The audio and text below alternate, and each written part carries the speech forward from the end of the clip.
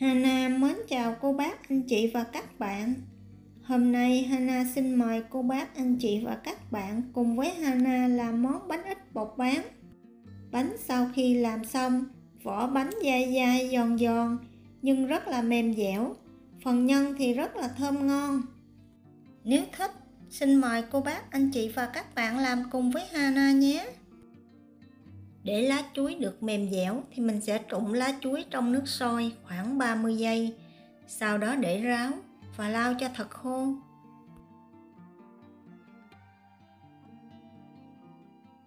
Nhân thì Hana sử dụng 100g dừa nạo sấy khô.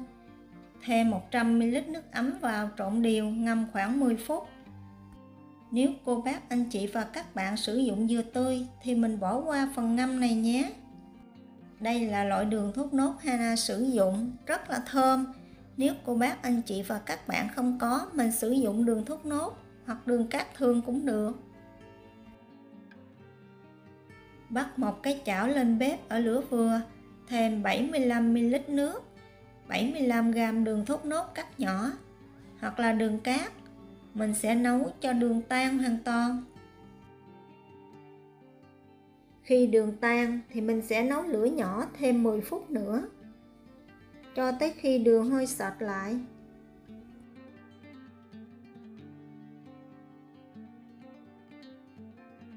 Sau 10 phút, mình sẽ cho dừa vào và thêm một cọng lá dứa thốt nốt nếu có. Lá dứa sẽ làm phần nhân thơm ngon hơn. Mình sẽ đảo đều hỗn hợp này, nấu trên lửa nhỏ thêm 10 phút nữa, cho tới khi nhân sệt lại và bóng thì mình tắt bếp.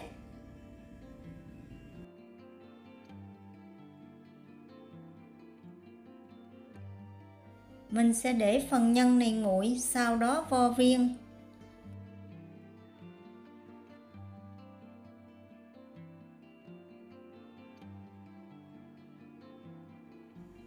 Về phần bột, Hana sử dụng 50g lá dứa cắt nhỏ.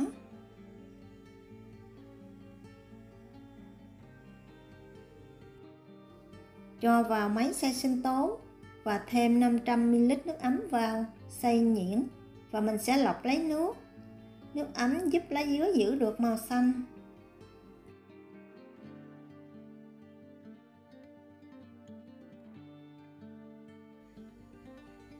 Đây là bột bán Hana sử dụng 300g, cho vào một cái tô và mình sẽ chế nước lá dứa vào, khuấy đều. Mình sẽ ngâm phần này khoảng 30 phút. Thỉnh thoảng, cô bác, anh chị và các bạn mình nhớ đảo đều cho phần bột bán ngấm đều nước.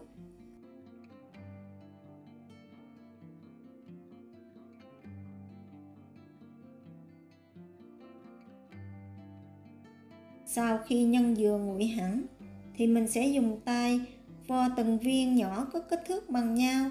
Mình sẽ chia phần nhân này ra làm 15 phần.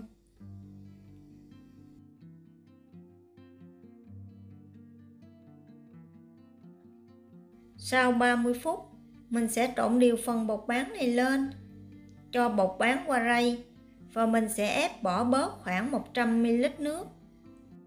Vì nếu mình không loại bỏ thì phần bột này nó rất là nhão.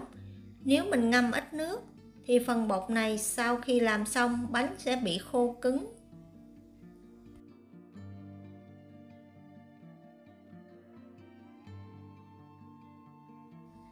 Thêm vào bột 50g đường cát, 1/2 muỗng cà phê muối. Đem xay phần hỗn hợp bột bán này khoảng 5 phút cho mịn. Nếu mình không xay, bánh sau khi hấp xong sẽ lợn cợn không đẹp và phần bột bánh không dẻo mềm. Hana thử rất nhiều cách. Mình dùng tay mình bóp nhuyễn phần bột bán. So với mình đi xay thì khi xay xong phần bột này rất là dẻo mịn. Để giúp bánh không bị dính vào lá, mình sẽ thoa dầu chống dính cho bánh.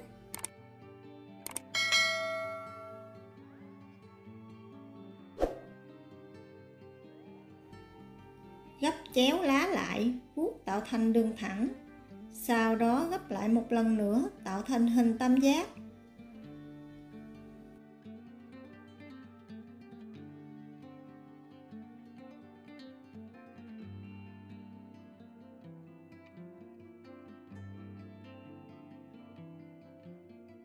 Mở lá ra thành hình cái phễu và mình cho vào khoảng 2/3 muỗng canh bột.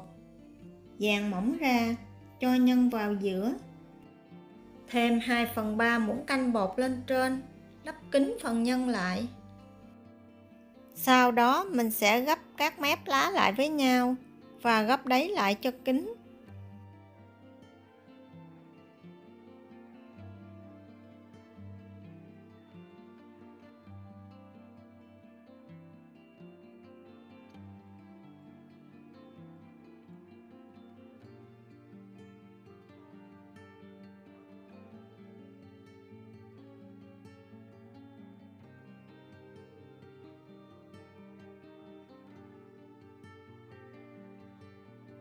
Để giúp bánh gói được đẹp hơn thì phần lá dư ra mình sẽ cắt bỏ.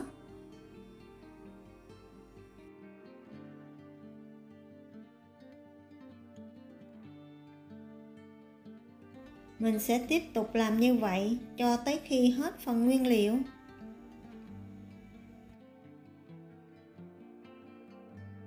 Nếu không có lá chuối, cô bác, anh chị và các bạn mình có thể sử dụng giấy bạc và giấy nến.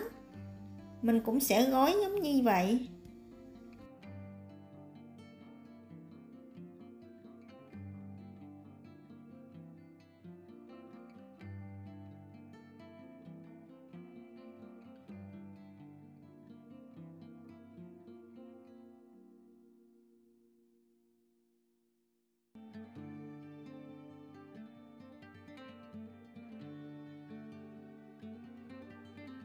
Sau khi gói bánh xong thì mình sẽ xếp bánh vào sửng.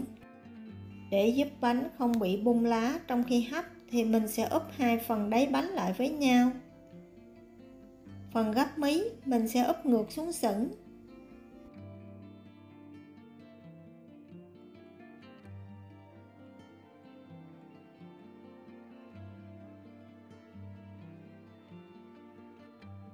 Mình sẽ hấp bánh khoảng 25 phút ở lửa vừa và lớn thì bánh chín.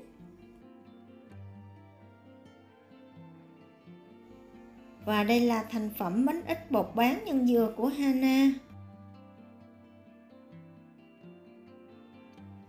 Bột bánh mịn màng, dẻo quánh, phần nhân béo ngọt, hương thơm dịu nhẹ, ngọt ngào rất là khó quên. Nếu cô bác, anh chị và các bạn thích những gì Hana chia sẻ, nhớ đăng ký ủng hộ kênh của Hana nhé. Hana cảm ơn cô bác, anh chị và các bạn rất là nhiều. Hana kính chúc cô bác, anh chị và các bạn nhiều sức khỏe, nhiều niềm vui và nhiều hạnh phúc. Hana xin chào tạm biệt và hẹn gặp lại lần sau.